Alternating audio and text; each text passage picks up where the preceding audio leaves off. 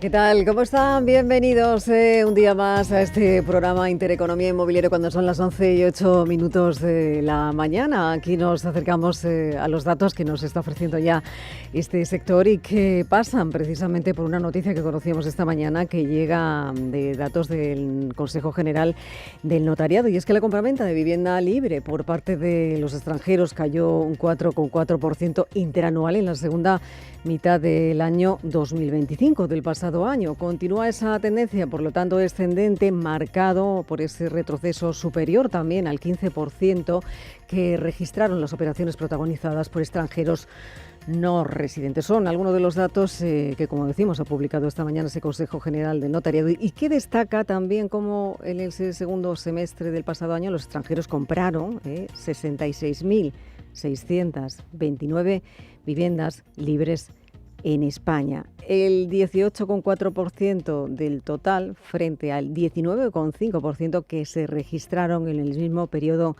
de un año antes, del 2024. Vamos a darles algunos datos más, porque se estarán preguntando cuáles son esas comunidades autónomas que presentaron, por ejemplo, esas caídas. Bueno, pues hay 8, pero la encabeza la Comunidad de Madrid con bajadas de más del 20%, las Islas Canarias con casi un 11% y también las Islas Baleares con en torno al 10%, mientras que los crecimientos más intensos se dieron en Castilla-La Mancha, en Extremadura, en Aragón y también en Castilla-León. ¿Qué significa, por lo tanto, esta tendencia? Pues enseguida lo conocemos, porque hoy también vamos a poner el foco en este programa en la vivienda de lujo, en la inteligencia artificial aplicada al sector y también en los activos hoteleros que siguen siendo el deseo de inversión con un amplio recorrido. Comenzamos.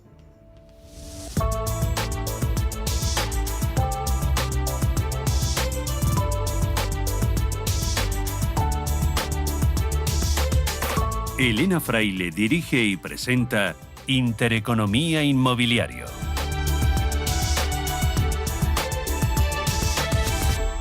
Y hay muchos datos que hablan del sector, porque es cierto que el sector, lo hemos dicho en muchas ocasiones, está viviendo una transformación pues muy profunda, marcada por la digitalización, también por la inteligencia artificial, por esa evolución también en la demanda y especialmente segmentos como son el segmento de lujo y también de los alojamientos turísticos. Y hoy pues vamos a hablarles, como les decía y les avanzaba ya, de estas propuestas, de estos nuevos modelos de negocio que están también redefiniendo cómo comercializar los activos y también cómo invertir y también cómo generar valor. Hoy vamos a conocer 3 ejemplos que reflejan esa evolución dentro del sector inmobiliario. Por ejemplo, os vamos a hacer una pregunta así de entrada. ¿Qué aporta la inteligencia artificial al sector inmobiliario? Pues lo vamos a conocer de una manera inmersiva. Lo vamos a hacer con Persuadis, que es una compañía centrada en el marketing inmobiliario para el sector inmobiliario, que ya trabaja con alguna de las grandes compañías del sector y que hoy nos presenta también una nueva experiencia. Juanma Ramos, CEO de Persuadis, bienvenido. Buenos días, ¿cómo estamos? ¿Qué tal? Bien hallado. Pues muy bien, muy contento de estar aquí contigo, con vosotros y muy ilusionado y muy agradecido por invitarnos. Bueno, la última vez que te vi, tengo que decirlo, recorrimos los pasillos de Revil con unas gafas de inteligencia artificial donde el mundo, o al menos el sector inmobiliario, se veía de una manera diferente. ¿Qué significa? ¿Qué aporta la IA así para entrar al sector inmobiliario? ¿Qué aportáis vosotros? Bueno, nosotros tenemos varios proyectos y varios programas para ayudar a las promotoras inmobiliarias a comercializar viviendas con inteligencia artificial, siempre buscando el sobrepasar la conexión emocional, ¿no? Hasta ahora, pues cuando un promotor quería vender una promoción de viviendas de obra nueva, que no hay nada, hay como mucho unos renders y poco más, pues hemos conseguido pegar un salto con la inteligencia artificial para que de ese trabajo consigamos tener emociones, ilusiones, pasión, movimiento en los renders, que se convierta todo en algo muy, muy loco, ¿no? De hecho, en 5 meses que lleva el programa, llevamos más de 100 proyectos hechos en España. Promotoras como Culmia, Lanco, Metrobacesa, repiten un montón de operaciones de estos tipos de proyectos y concretamente lo que hablas de las gafas de realidad mixta, que es un tema un poco más elevado. Es algo que es muy espectacular porque consigue combinar la realidad real con la virtual. No es unas gafas que te las pones, porque la gente siempre tiene miedo y dice, es que me pondré las gafas y parece que vaya a caerme, me mareo. Estas no, estas gafas tú te las pones y tú ves exactamente lo mismo que estás viendo aquí, nos veríamos todos ahora. Tienes que traerlas el próximo día porque tenía pensado ponerlas aquí en directo para que todo el mundo intentara ver lo que estamos viendo nosotros, pero bueno, será otro día, ¿no? Total, entonces tú te pones las gafas, además te las pones en equipo, 4 o 5 personas a la vez, y ves todo lo que estás viendo ahora, nos vemos, ves el móvil, ves el suelo, y a la vez generamos personalizado para cada proyecto un ambiente bestia que conecta mucho. Por ejemplo, con Culmi ahora estamos haciendo un proyecto en Pontevedra que es de superlujo, unas viviendas de superlujo, y hemos hecho, pues no sé, de repente tú estás caminando con las gafas y ves un círculo que no existe y cuando te pones en él se generan 4 pantallas gigantescas alrededor tuyo con sonido, música, enseñando el proyecto. Sigues caminando y de repente hay como un puzzle de trozos de corazón que los tienes que unir, la gente los une y cuando los une empieza a latir porque es el centro del proyecto, está en el centro de la ciudad.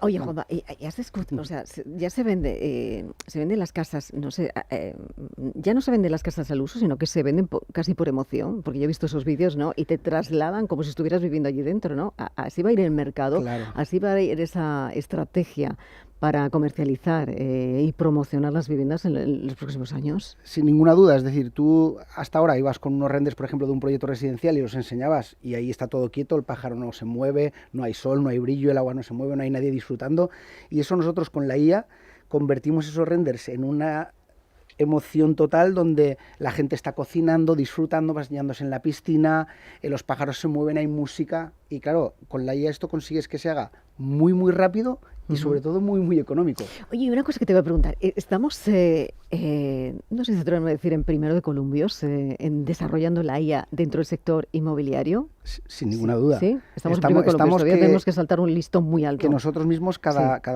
cosa que vamos haciendo, cada semana que vamos haciendo cosas, mejoran las caras, mejora la voz.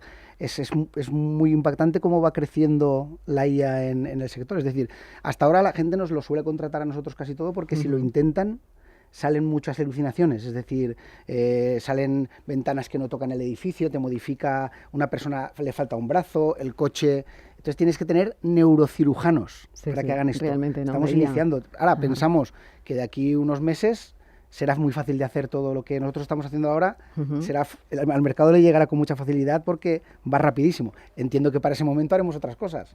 Lo de la realidad mixta, por ejemplo, sí que es algo súper difícil, porque eso es algo muy, muy potente. Bueno, mientras charlamos, charlo con los demás invitados, luego vamos a seguir hablando de este modelo de Persuadis, pero quiero que imagines, porque decíamos, generamos esos ambientes alrededor de lo que está ocurriendo, ¿no? Generarnos un ambiente de lo que puede ocurrir en un estudio de radio, hablando del sector inmobiliario. ¿Te parece? Luego nos lo Sí, claro, y tanto, sí. Imagínate, sí. Y luego nos lo vas contando para que los oyentes y las personas que estén. ¿Lo estás viendo ya?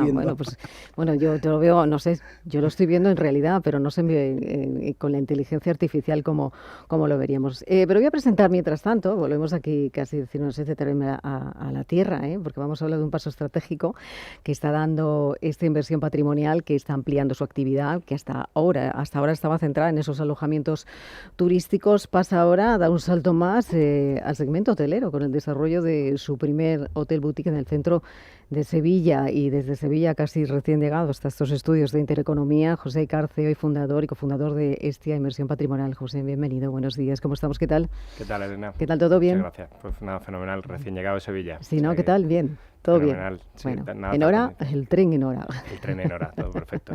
Sí. Bueno, anoche. Bueno, naciste. No me la juego ya. Porque bueno.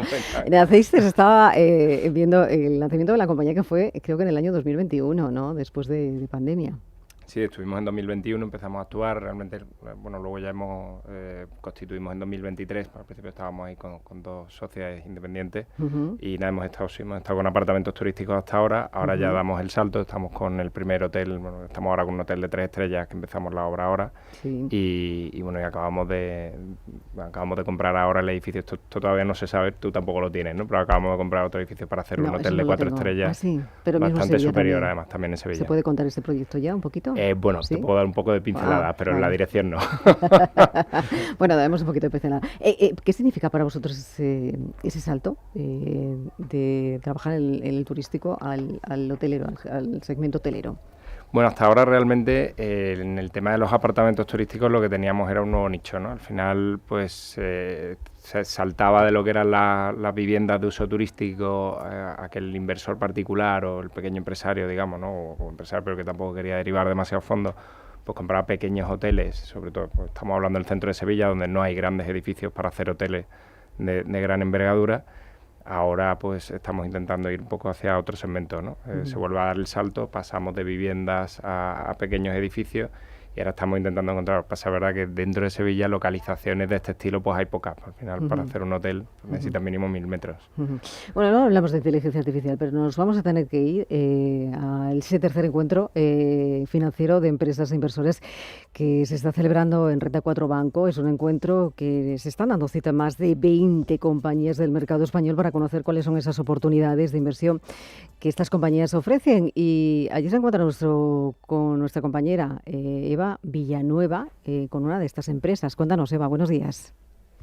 Pues sí, Elena, nos encontramos aquí en este encuentro que celebra Rente 4 entre inversores y empresas y con uno de esos protagonistas que acaba de salir del escenario, de hablar en esta cita. Pedro Losada es director financiero de Logista. Pedro, muy buenos días, muchas gracias por estar en Intereconomía. Buenos días y muchas gracias a vosotros por invitarme.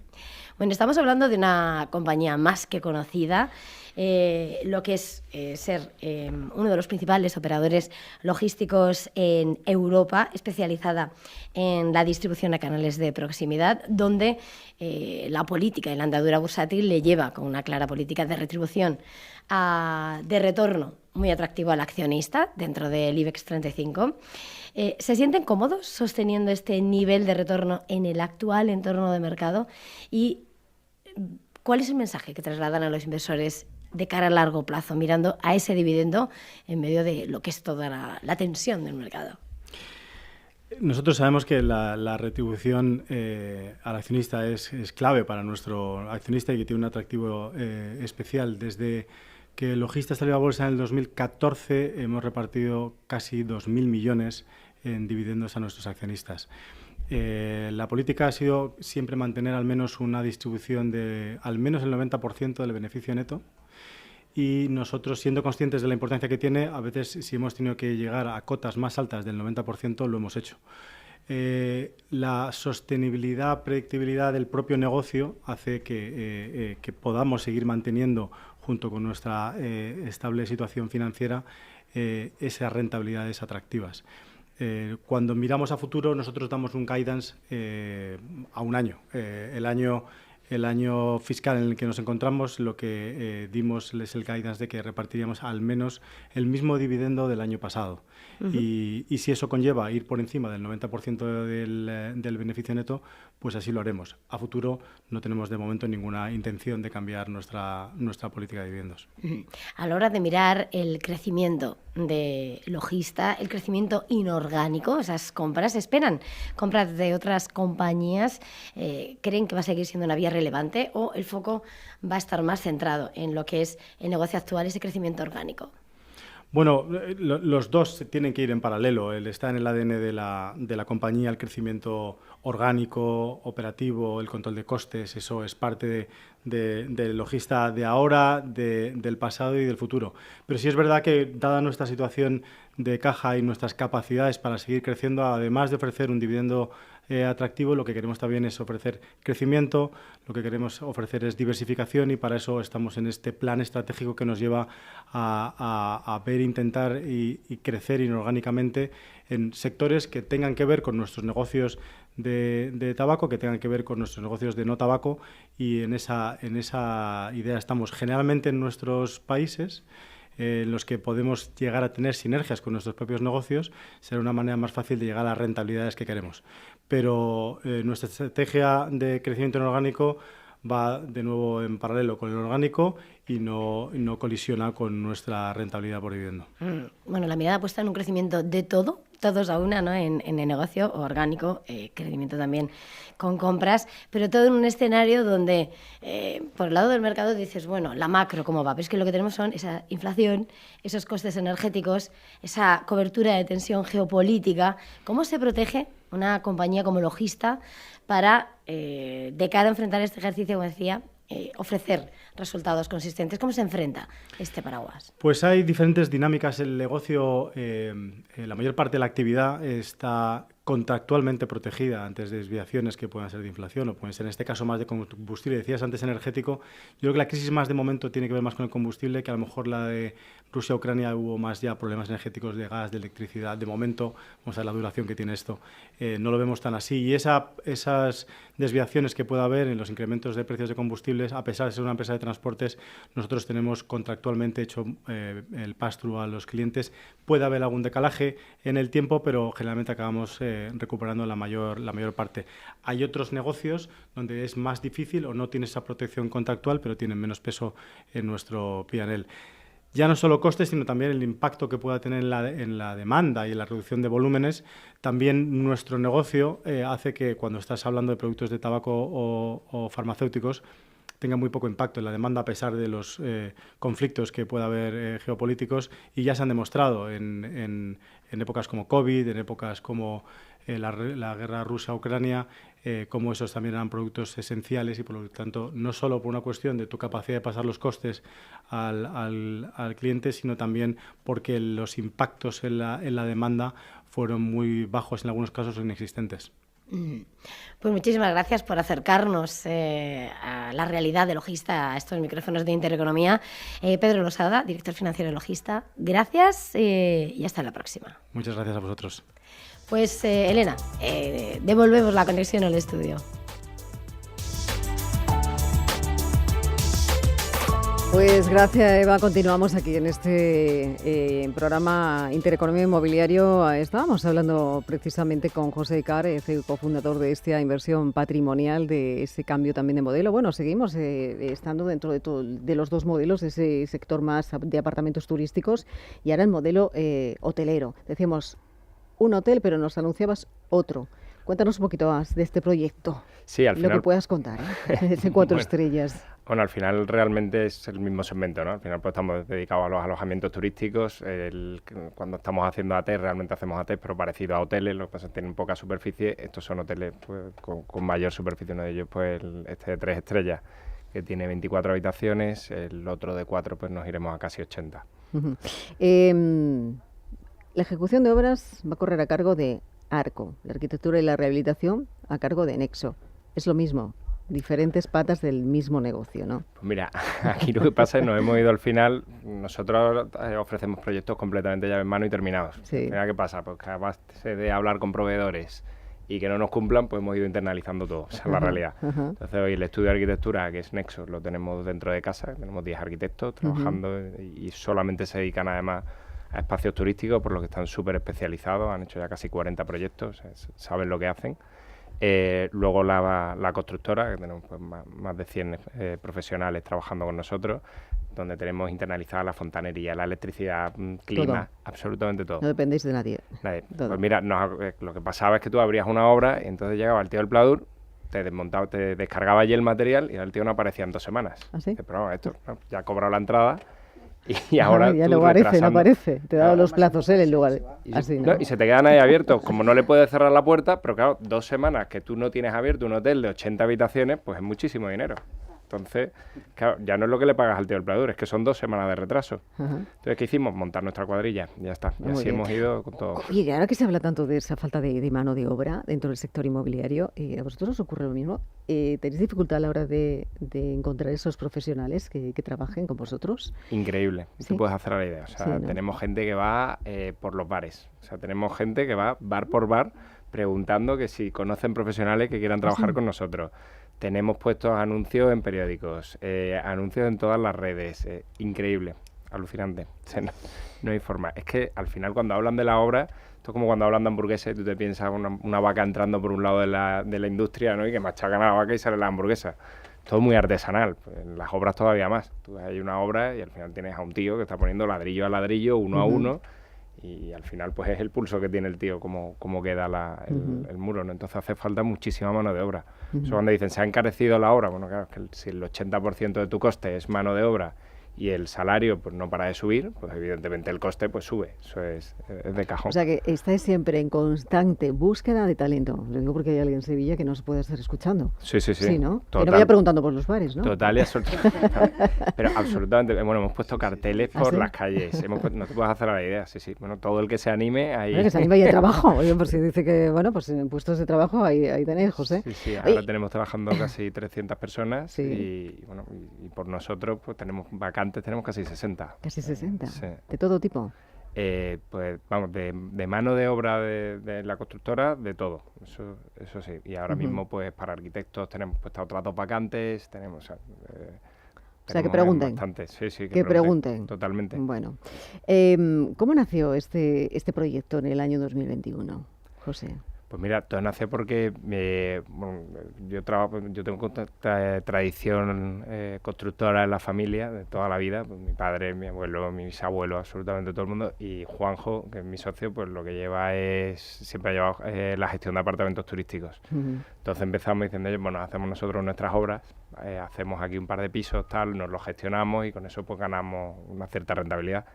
Y empezamos a ver que el mercado pues lo absorbía muy bien. Y dijimos, bueno, pues vamos a empezar a hacerlo para la calle. Y nada, y rápidamente pues pasamos de tener un proyecto a tener 5, de 5 a 10 y nada. ¿Y cuál fue ese primer proyecto? Porque uno no se olvida de él, ¿no? Bueno, el primer proyecto no fue ni siquiera así. Bueno, ¿Ah, sí? Bueno, el primero fue con pisos, ¿no? Pero Sí. el primero que cogimos Juanjo y yo dijimos, bueno, ahora mismo no tenemos capital, ¿qué hacemos? Entonces dijimos, bueno, pues vamos a elegir un local en Sevilla y buscamos a alguien y le convencemos para hacerle la obra. Y entonces encontramos a un buen cliente que se llama Antonio. Y dijimos, Antonio, tú compras este local, nos contratas la obra y nosotros te lo hacemos todo. Y dice, bueno, vale. Entonces, a esa obra, bueno, realmente le perdimos dinero, o quedamos casi empatados, pero como nos dio mucha liquidez al principio, pues nos permitió entrar en otro proyecto y en ese otro sí ganamos dinero. Entonces, ¿Estos proyectos estaban todos en Sevilla? Sí. ¿Trabajáis solamente en Sevilla? ahora mismo seguimos solamente en Sevilla Capital.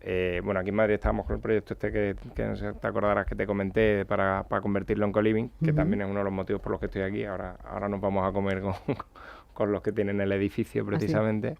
Y estamos viendo también ahora ya, bueno, hemos abierto en Málaga y Cádiz y estamos allá analizando oportunidades. ¿Cómo está el mercado, José? ¿Qué es lo que ha ocurrido durante estos últimos años?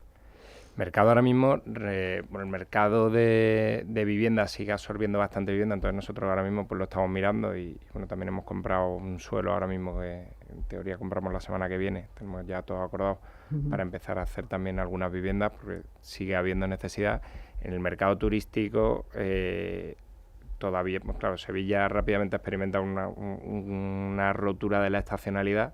Ha empezado a absorber turistas la práctica totalidad del año. Ahora mismo meses de temporada baja tenemos febrero y agosto, prácticamente, y la mitad de enero. ¿Eso qué hace? Pues que tu ocupación media sube del 60%, ahora mismo hay una ocupación media en Sevilla del 75%, y en zona centro del 80%, eso es altísimo. Eso es que tienes tu apartamento pues, cerrado un martes. Entonces, y cerrado un martes pues tienes que hacer limpieza, pero realmente poco más. Entonces, esa subida también se están retirando todas las viviendas turísticas y demás. Eso hace ¿Ha afectado que la haya mucha normativa demanda. también? ¿A vosotros os ha afectado la normativa? Nos ha afectado, pero para bien. Porque antes tú tenías el tercero B y decías, ¿qué hago yo con mi piso? ¿Se lo alquilo a una familia o lo pongo en turístico? Entonces tenías que decidir, ¿no? Y al final estaba poco profesionalizado, digamos, la normativa era ahí muy light, entonces tú, pues bueno, venga, pues lo pongo en turístico y fuera. Nosotros ahora como lo que hacemos es edificios que son solo para eso, que están preparados. Pues bueno, si están retirando todos los terceros Bs, digamos, del mercado y solamente permiten meter pues, pequeños hoteles, como nosotros lo que hacemos son pequeños hoteles, pues nos beneficia, claro, todos los que retiran. Luego incluso en plaza, mismo tienes un edificio, pues tenemos uno ahí en José Gestoso, por ejemplo, en una calle de al lado de Las Setas, en Sevilla, que son 4 plantas de edificio. Pero por normativa, como ahora es mucho más restrictiva, pues tiene 20 plazas. O sea, un edificio de 4 plantas, solamente tienes a 20 turistas alojados. Antes con las viviendas de uso turístico, pues tú tenías en el tercero B a 5 literas y dices, aquí tengo 10 plazas. Entonces con 2 pisos de eso ya hacías todo un edificio a día de hoy. Entonces al ser más restrictivo pues hacen falta más alojamientos. ¿Vosotros entráis en la adquisición en la rehabilitación y también en la explotación de los apartamentos, en la gestión. ¿Qué es lo más difícil? Nosotros entramos en todo. Nos metemos en todos los charcos que vamos viendo, pero ahora también vamos a empezar a hacer el tema de maletas también, entramos absolutamente en todo. Lo más hay que complicado explorar, ¿no? Bueno, cuando uno comienza en un modelo de negocio como el vuestro, hay que explorar, ¿no? Distintas alternativas, ¿no? Pues mira, gente queriendo comprar hay muchísima en el mercado. Dice, oye, ¿por qué en este aciertan y ahí no? Bueno, pues lo complicado primero es filtrar, efectivamente, es haber visto, pues nosotros ahora hicimos el otro día, ya decía hace 2 meses que habíamos llegado al proyecto 500, ahora hemos estudiado ya el proyecto 750. Entonces llevamos un marcador en el que tenemos un Excel, 750 edificios analizados en Sevilla, para ver si valen o no. De esos 750 solo nos han valido 39. Entonces, claro, pues sí, es muy fácil decir, a veces nos vienen clientes y dicen, oye, si yo me compro el edificio, tú me haces la obra. Yo la obra no la hago para nadie. Tú compras el edificio, ahora te va a salir más caro. Porque claro, al final pues tienen que tener muchísimas características especiales para que el inmueble te sea rentable. De estos primeros trimestres, haciendo el balance del primer trimestre de 2026, ¿es mejor que el 2025? ¿Está siendo mejor que el año pasado? Nosotros esperamos duplicar resultados, al menos. Sí. Sí, está siendo mucho mejor, el turismo sigue subiendo, se siguen retirando además viviendas turísticas del mercado, los datos son buenísimos, nosotros estamos ahora mismo en una ocupación, nosotros gestionamos 300 apartamentos y estamos en una ocupación del 81,5%, es súper alta, ocupación media, y ahora mismo los datos siguen siendo al alza totalmente. Además, claro, pasa una cosa, es que al final pues nosotros tardamos en entregar los proyectos un año y medio, ¿no? Los clientes que nos compraron en su momento, como los datos no paran de subir, pues yo les decía, oye, tú vas a ganar un 9%. Y claro, ahora cuando se lo hemos entregado están ganando un 10,5%, pues ese tío quiere repetir, claro. Evidentemente, esa rentabilidad es buena para ellos. Claro. ¿Vosotros aplicáis mucho la inteligencia artificial? Bueno, pues la aplicamos para varias cosas. Primero la aplicamos para comprobar si los precios que ponemos en la gestión es correcto o no. Nosotros la gestión pensamos que vuelve a ser algo muy artesanal, nosotros creemos mucho en el ser humano, pero evidentemente hay que ver cómo corregir su trabajo, ¿no? Entonces tenemos inteligencia artificial que nos dice pues los rangos de precios en los que se están moviendo las zonas y cuando difieren de lo que ha opinado la persona, pues salta en rojo, entonces le llega al supervisor que tiene que revisar el precio. Luego los renders, pues mira, nosotros antes pues, contratábamos, pues tenemos ahí a los arquitectos, se tenían que poner a hacer los renders, que era complicadísimo. A día de hoy pues lo hace la chica de marketing, lo hace Inés, que es una crack, y habla con Maribel, que es la interiorista, y además es mi madre también. Interiorista de carrera, ¿eh? O sea, que no es lo típico de cogido a mi madre para que... es interiorista de carrera. Y muy orgulloso de decirlo además. Bueno, pues le mandamos un saludo desde aquí. Y se ponen las dos y en 20 minutos nos han hecho el render. Ahora no hacemos cosas tan chulas como ellos. Nosotros hemos estado hablando con vosotros, con Persuadis también, para trabajar con vosotros. Qué bien. En el último SIMA. Esperamos que en este podamos... a ver si cerramos algo. Vais a estar, Juanma, decíamos, en el SIMA, presentes además además allí. En Sevilla nosotros trabajamos con Insur, con GS también. Con GS, con Caralca, con Grupo ABU, o sea, amigos casi todos trabajan con nosotros, o sea que solo faltáis vosotros, tengo que acordarlo ya aquí. Son amigos todos y tenemos muy buena relación con ellos. Oye, ¿se puede predecir con la inteligencia artificial los precios de la vivienda? Porque es algo que preocupa en el escenario en el que nos movemos. ¿Se puede predecir? ¿A quién le preguntas? José, a los dos. José, voy a empezar por ti. Hombre, yo creo que en parte sí. Al final, pues, la inteligencia artificial, ¿qué es lo que hace? Y eso lo dirá más él, ¿no? Pero al final lo que capta son tendencias. Ahora mismo, antes es verdad que hubo una época, ¿no? 2007 y tal, la gente compraba el piso solamente esperando que subiera de valor y buscando ese alquiler posterior. Ahora mismo la realidad es que las viviendas que se están vendiendo, y por los análisis de mercado nosotros estamos haciendo, son viviendas que se utilizan para vivir y para primera residencia. Entonces no es lo mismo. Ahora mismo hay una demanda, sigue habiendo una demanda bastante fuerte. Dicen que es la transformación turística también, porque está empujando a la gente hacia afuera. Yo no creo que sea la transformación turística, yo creo que es al revés. La gente ya no quiere vivir en el centro de la ciudad. Yo vivo en todo el centro, a mí me encanta, me apasiona y vivo porque yo soy una enamorada de Sevilla. ¿Es zona prime? ¿Esa zona de donde vives tú? ¿Es zona prime? Bueno, es centro total, ¿Ah, sí? Centro total. O sea, vivo dentro de la muralla. Si salgo, me llevo el pasaporte. Pero es verdad que a la gente no le apetece. La gente dice, ¿cómo vives ahí? Qué pereza, ¿no? Ahora tienes que entrar con el coche, atascos, tal. La gente se quiere ir a barrios residenciales. Entonces está habiendo ahora un pequeño éxodo de la gente que no le apetece vivir en un sitio donde pues, no tiene grandes supermercados alrededor, no tiene a lo mejor grandes parques. y entonces pues se van a otro tipo de zonas como esta, y los activos turísticos están aprovechando ese cambio de tendencia para decir, pues aquí sí ofrecemos nosotros. Juanma. Sí, bueno, la respuesta para nosotros es que la inteligencia artificial es muy difícil, o sea, es decir, lo que parece todo fácil, tienes que estar muy preparado, tienes que tener gente muy buena, muy neurocirujanos de utilizarla. Tienen que entrenarla, ¿no? Muy Exacto, bien, ¿no? entonces se puede producir, por supuesto, pero tiene que hacerlo alguien que tenga muy preparado el programa. Hay empresas como Atlas y algunas otras más que alimentan un montón de información de absolutamente todo el mercado español y tienen programas que cobran por usarlos, que esas te predicen súper bien. Si tú lo quieres hacer a modo, lo consulto en ChatGPT, pues no tiene nada que ver. Te puede haber muchas alucinaciones. Pero todo es como los vídeos. Por ejemplo, tú puedes intentar hacer un vídeo y te salen muchos. Se inventa que el sofá, como está lejos, es una cama, te pone una piscina nueva, lo que no está interpretado se lo inventa. Entonces, si tú lo tienes muy entrenado con el modelo y haces muchos, sí que te predice y te hace todo y tal. Pero hoy hace falta gente muy especializada. Y perdona, Juanma, pero y además tienes que saber un poco la respuesta, ¿no? Son lo típico de la gente que dice, oye, necesito hacer un contrato de arras, pues le pido a ChatGPT, hazme contrato de arras, y lo manda y dice, está lleno de fallos. Oye, Bueno, claro. yo no sé si le habéis preguntado alguna Además vez. es proactiva, ¿sí? que al final siempre te pone, y de esto que te he dicho, ¿te parece bien o quieres que no sé qué? Y bueno, alguno te puede pone copiarlo y algo, enviarlo. siempre enviarlo. Yo no sé si le habéis preguntado a la IA en alguna ocasión cómo se puede preparar una vivienda, por ejemplo, de superlujo para su venta. ¿Lo habéis hecho? Claro. ¿Ah, sí? ¿Lo habéis hecho? O sea, ¿Sí? nosotros tenemos un programa que lo alimentamos de información de toda España. Eso en Persuadis, que es nuestro, Sí. que le llamamos Persuadia, ¿vale? Sí. Y entonces lo alimentamos y el que hace las campañas para captación de clientes con nosotros, le dejamos usarlo. Y entonces le pueden preguntar hasta qué decirle al comercial que ha venido, porque el perfil, tenemos los perfiles de persona, casada, soltera, no sé qué, tal, y tú puedes estar tratando para ver cómo entrarle, qué contarle, qué argumentar más o menos, porque está muy entrenada. Pero eso es lo que te digo, tiene que estar muy trabajado la posición, no preguntar por preguntar. Está preparado. Persuadia, dices, ¿no? Persuadia es para Persuadia. utilizarlo los que van a vender las viviendas. Los Si vendedores. hacen las campañas con eso es. nosotros, entonces ellos ponen, por ejemplo, Culmian Michelena. Ha venido una pareja con un matrimonio y 2 niños y están interesados Pensaba en tal. en tal. Y Y me ya ha te dicho he en la hecho los- visita que le gusta esto y esto no tal. Y entonces te dice, pues la próxima vez que estés con él, háblale de esto, de aquello, de la terraza del otro, de no sé qué, y le dice los puntos fuertes. Y está entrenado para... Y al revés, voy a hacer este proyecto y recomiéndame qué precio, qué no sé qué, y te analiza todas las promociones que... Nosotros trabajamos más de 400 promociones al día en la empresa, y está toda la información metida en Persuadia, y ahí puedes sacar esa información que es muy fiable, muy fiable.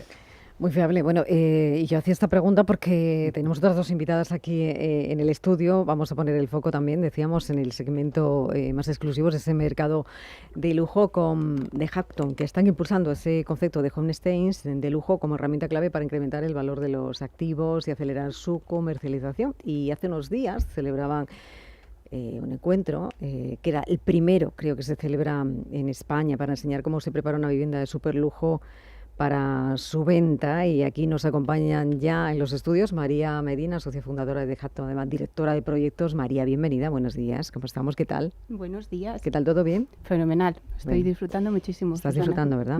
Y también Alicia Verdasco, que también es socia de The Hapton y además es directora financiera. Alicia, también bienvenida, buenos días. Muchas gracias por invitarnos. Oye, ¿qué aporta este concepto, Alicia, en el homestay a una vivienda de lujo? Porque estaban viendo los datos que me aportaban. Vosotros nacisteis hace poquito tiempo, ¿no? ¿Cuántos años? 4 años. 4 años. Y en esta evolución, bueno, pues habéis trabajado ya, en estos años habéis realizado más de 30 proyectos. ¿Haciendo realmente qué, Alicia? Bueno, si te lo cuenta O María. Sí, te María lo me- cuenta ella porque Sí. ella lleva los proyectos, sí. A ver, realmente, o sea, estamos nosotras también muy sorprendidas porque en 4 años hemos crecido mucho y hemos hecho una cantidad de proyectos grandes con un valor muy alto en el lujo. Estamos Entonces, hablando de lujo. de lujo estamos hablando de 2 millones para arriba. Para arriba. Ujú. Y luego hemos hecho también un número alto de casas de ultralujo, que ya estamos hablando de casas de 10 millones, como comentabas el otro día del evento, que eran una Ujú. casa de 10 millones 450. Ujú. bueno, realmente de 10 millones y luego contaremos, después del Honestein lo sacaron en 10.450.000. Entonces incrementó el precio. Entonces, verdaderamente estamos muy contentas porque ha sido un crecimiento muy alto y creo que estamos en un momento donde el Honestein está cogiendo muchísimo valor, el sector está creciendo, nos estamos asentando también todas las empresas profesionales del Honestein, los promotores, inversores, fondos inmobiliarios de lujo ya lo están conociendo como una herramienta básica para vender y el promotor y el inversor lo está viendo como parte también dentro de su estructura de lo que cuesta hacer la casa, terminarla, hacer Honestein y ponerla a la venta. Entonces está incluyendo ya partes, ya saben más o menos clientes nuestros, donde ya trabajamos con ellos de una forma continuada. Tenemos estos promotores inversores que estamos haciendo 5 o 6 casas para él al año. Estamos hablando en lujo además, o sea, casas en el barrio Salamanca de 4 o 5 millones de euros y luego a las afueras de Madrid pues de 6, 7, 8. Sí, pues estamos hablando de barrio Chamberí, Chamartín, La Moraleja, Somosaguas, la finca también Aravaca, por ejemplo, ¿no? Incluso aquí en las zonas premium de Madrid. Sí. Aravaca, Boadilla del Monte ahora está creciendo muchísimo, hay mucho terreno que está comprando, bueno, y tiran la casa y están haciendo casa nueva. Y están haciendo casas, bueno, pues allí para esa zona 5 o 6 millones de euros es muy lujo en la zona. ¿Y vosotros entráis allí exactamente para aportar qué? Pues mira, yo diría, el Honestein de lujo lo que aporta son varias cosas, pero destacaría que incrementa el valor percibido del comprador. Ver una vivienda vacía, aunque sea de lujo, tener en cuenta que el comprador está acostumbrado a ver viviendas de lujo. Entonces, ver una vivienda vacía es totalmente impersonal y sobre todo que hay que tener en cuenta, sobre todo lo que hablaban mis compañeros esto de la mesa, tenemos por lo menos un 70 o un 80% extranjero y ellos vienen acostumbrados de ver un producto terminado. O sea, hay que hablar, a mí me gusta hablar siempre que el Honestein es una herramienta de marketing más que termina el producto final, ¿vale? Entonces, para nosotras es como poner el lazo para que ya ese producto se ponga a la venta y se obtenga el precio y la inversión que ha hecho un promotor o un inversor. Entonces, también el Honestein de lujo, en este caso nosotros en The Hamptons tenemos varios casos que luego si queréis os contaremos, protege la inversión que ha hecho el promotor. O sea, tenemos casos que se han vendido justo al precio de salida, ¿sabes? Y no ha habido una bajada, cuando normalmente se sabe que en el sector inmobiliario siempre hay una bajada de negociación. Entonces el Honestein lo que hace es que como conecta, crea una experiencia, o sea, hace que el comprador se vea viviendo allí, ese valor sube. Con lo cual añadido, dice, ¿no? Claro, con lo cual el comprador dice, pues estoy dispuesto a dar lo que me pidan porque quiero esto. Entonces trabajamos lo que es la parte emocional, la parte de experiencia hacia el comprador. Vuelvo a decir, protege mucho la inversión del promotor y esto. Y luego además ayuda mucho a la inmobiliaria a que su visita tenga muchísimo más contenido, porque tú en una casa vacía en 10 minutos la has enseñado, aunque sea de 1000 metros cuadrados. Es como si hicieras inteligencia artificial, pero en realidad, física ya, ¿no? Tangible. Es lo que se hace, es el proceso, ¿no? Y volverlo a aterrizar. O sea, para mí creo que las dos herramientas son muy válidas. O sea, la inteligencia artificial, son complementarias. Eso es. Creo que tiene un inicio, ¿vale? Que es estupendo. O sea, por ejemplo, cuando no hay terreno, ¿no? Entonces creo que ahí es estupendo. Y el Honestein entra cuando ya el producto está terminado. Es verdad que muchas veces ahora nosotras nos llaman cada vez antes, cuando justo están en obras, porque así nosotras ya también vemos calidades, vemos, dijéramos, la esencia y el estilo de la vivienda que está haciendo el inversor. Y nosotras ahí ya podemos empezar a trabajar y hacer el diseño.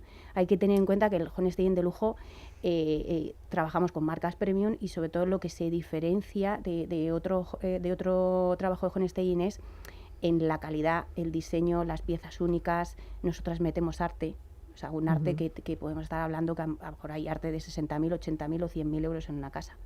Entonces, ese valor que tú metes en una vivienda es el valor que va a ver el comprador. Entonces, hay muchas veces que, como decíamos antes, como pues oye, gracias a Dios, ¿sabes? Tenemos tanto turismo. En este tipo de vivienda de lujo, entre el 70-80% lo compra el extranjero.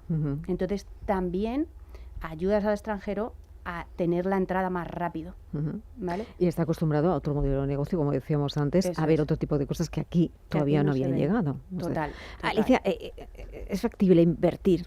Tú eres la parte más de directora de financiera. ¿Compensa invertir en Honesting en este momento? ¿Cómo se hace? ¿Cómo se invierte y cómo se rentabiliza? Me gusta que digas lo de invertir, porque nosotras lo que hacemos, bueno, como el homestaying en España y sobre todo el homestaying de lujo no es una cosa que llevemos haciéndola mucho tiempo, nosotras casi que tenemos que educar y evangelizar, ¿sabes? Cada vez que contactamos con un promotor o con una inmobiliaria de lujo, les tenemos que convencer, ¿sabes? Como te compensa, ¿no? Entonces, por eso me gusta que utilices el término inversión, porque para nosotros, y esa es la manera de convencer, siempre decimos que el homestaying no es un gasto, es una inversión, porque lo vas a recuperar, vas a tener un retorno. Y ese retorno es... Pues que, como te decía María, tenemos ejemplos clarísimos de casas que han estado vacías en venta y tenemos unos cuantos.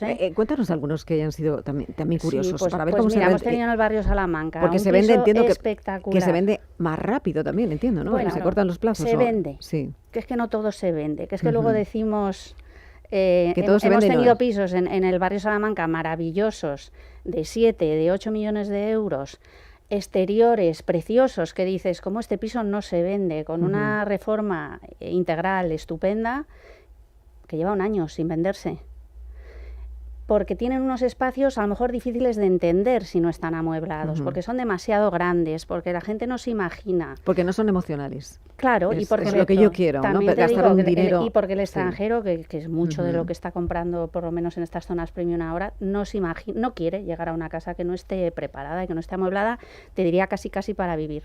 Entonces, hemos tenido muchos casos de pisos que han estado vacíos durante un año o 14 meses y nosotros hemos vendido el piso una vez amueblado en 2 semanas, en un mes, que parece irreal, pero es que es así. Tuvimos un piso en Núñez de Balboa, llevaba muchísimo tiempo sin venderse, terminamos el homestaying el miércoles, el viernes la visita hizo una oferta. Yo es que lo veo fundamental. O sea, es fundamental. Lo que pasa que a mí me gusta diferenciar mucho para este tipo de vivienda el homestaying de lujo del homestaying estándar.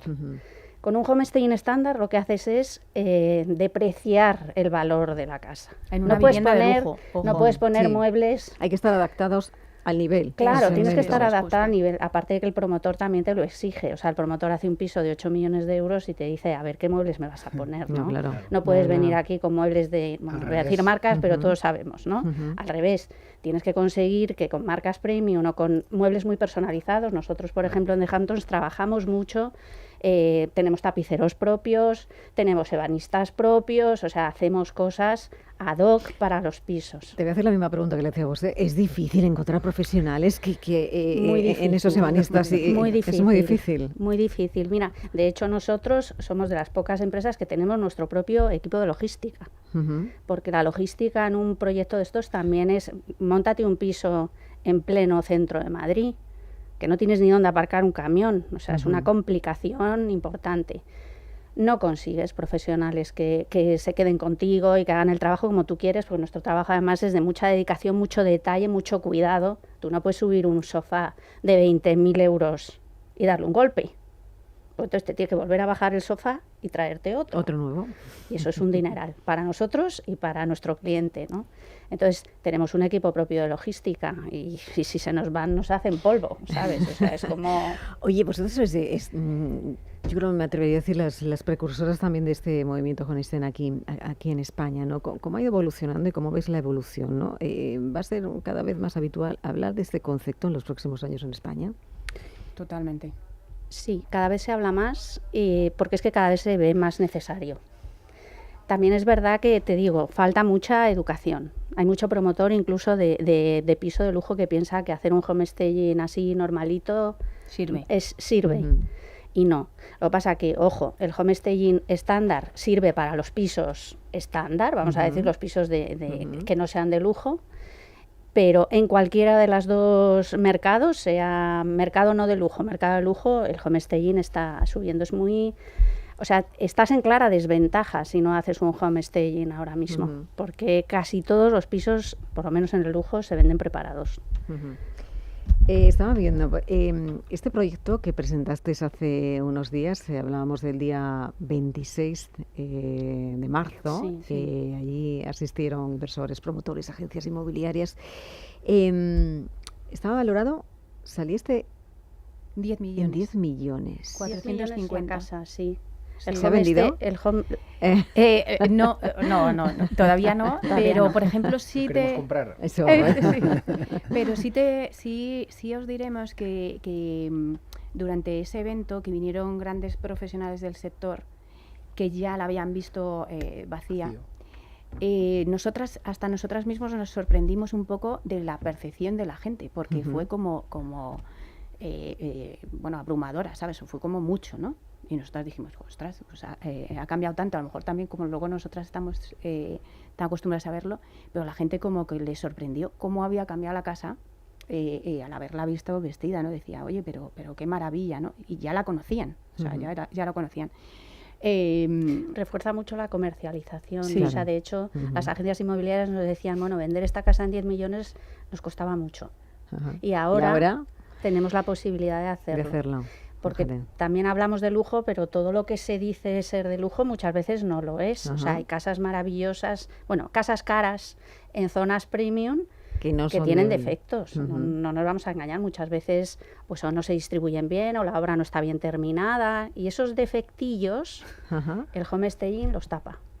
Eso es muy importante también. Exacto, como dice Alicia, hay muchas veces que entramos en casas de lujo que no tienen ese detalle o calidad de lujo como el promotor inversor quiere venderlo, y entonces con el homestaying lo que hacemos es reforzarlo, porque como volvíamos antes, ¿no? Cuando llega el comprador, al final, como ve una globalidad y ve todo, fijarte en el detalle es menor.